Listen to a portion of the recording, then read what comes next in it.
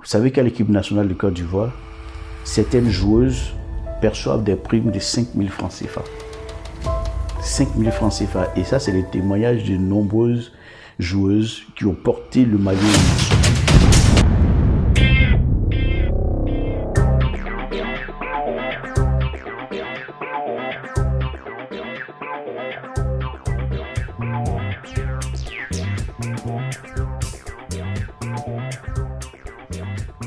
Bonjour, vous avez raison de nous suivre sur la petite causerie sportive. Et aujourd'hui, nous sommes heureux de vous présenter ce nouveau numéro qui parlera de cette grosse injustice qui sévit dans l'indifférence totale au niveau du football féminin.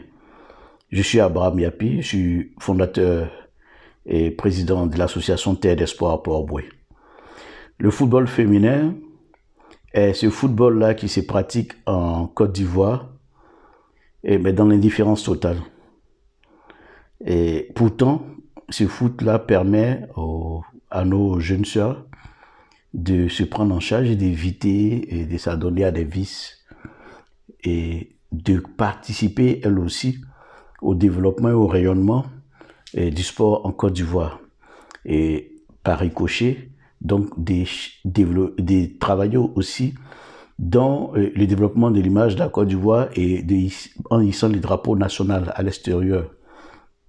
Quelques jours après l'élection du nouveau président de la FIF, les présidents des clubs et celui de la ligue professionnelle se sont accordés sur un salaire minimum qui fait pratiquement le double du salaire moyen en Côte d'Ivoire. C'est déjà une bonne chose, mais j'aimerais plaider pour qu'un regard, je vais dire un peu compatissant, soit jeté à l'égard de nos filles.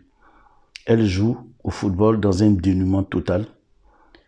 Elles le font parce qu'elles ont l'amour de ce sport-là. Il suffit de les voir au Palais des Sports ou dans certains stades communaux. Vous verrez comment ces filles-là sont contentes de jouer au sport. Elles sont contentes vraiment de contribuer à faire rayonner notre sport à l'étranger. Mais elles le jouent, je dis, dans un dénuement total. Vous savez qu'à l'équipe nationale de Côte d'Ivoire, certaines joueuses perçoivent des primes de 5 000 francs CFA. 5 000 francs CFA. Et ça, c'est les témoignages de nombreuses joueuses qui ont porté le maillot national. Ce n'est pas sérieux. Pour moi, c'est presque inhumain. Quand on sait que certains professionnels masculins, donc des garçons de l'équipe A, n'ont même pas besoin des primes de l'équipe nationale, vu leur niveau de vie, quand on sait que ceux-là touchent des sommes faramineuses quand ils viennent à l'équipe nationale. Donner 5 000 francs à une joueuse, c'est pas normal. Vous savez que ces filles-là, parfois après certaines campagnes africaines ou des campagnes internationales, elles rendent les équipements qu'on leur paye. Ces filles-là sont arrivées en Coupe du Monde pour la première fois. Nous devions être contents parce qu'elles ont qualifié la Côte d'Ivoire pour la première Coupe du Monde féminine au Canada. Elles sont arrivées à la veille du premier match. C'est pas normal. Et là, je vais indexer personne, mais je veux dire qu'il va falloir que nous réfléchissions à vraiment corriger cette injustice-là. C'est une injustice. Ça ne doit pas se faire. Il faudrait que nos autorités vraiment fassent des efforts pour développer le football féminin. Franchement, il faut regarder un match des filles et vous voyez le football dans toute sa pureté, le football dans toute sa splendeur, avec une grosse technicité et qui réveille des émotions comme lorsque vous regardez le football des jeunes, des enfants de 6 à 12 ans. Le football féminin, il est beau. Il y a moins d'actes de violence. J'ai eu le privilège de voir des matchs de la Coupe du Monde féminine à Paris, mais c'est joli. Et aujourd'hui, dans certains pays, le football féminin est passé au stade professionnel. Peut-être que nous n'avons pas encore les moyens de le faire chez nous, mais il faudrait quand même, dans un premier temps, réfléchir à accorder un traitement digne à ces jeunes filles-là. Je lance un appel à la première dame, à Madame Dominique Ouattara. Franchement, vous êtes, je dis, à la tête des femmes qui peuvent impulser une dynamique dans ce domaine-là.